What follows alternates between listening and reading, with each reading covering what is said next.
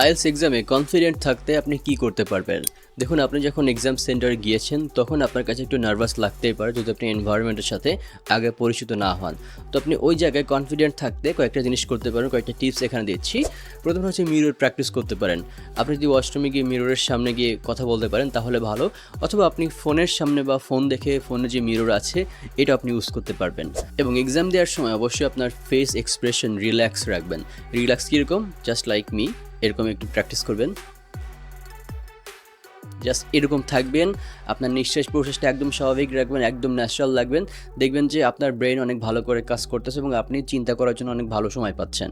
আরেকটা জিনিস মাথায় রাখবেন যে যিনি আপনার এক্সামিনার, যিনি আপনার ইন্টারভিউ নেবেন স্পিকিংয়ের ক্ষেত্রে, তিনি অবশ্যই চান না যে আপনি ফেল করেন, আপনি খারাপ কিছু করেন, আপনাকে তিনি একদম নেগেটিভ মার্কিং দেবে, এরকম কিছু না।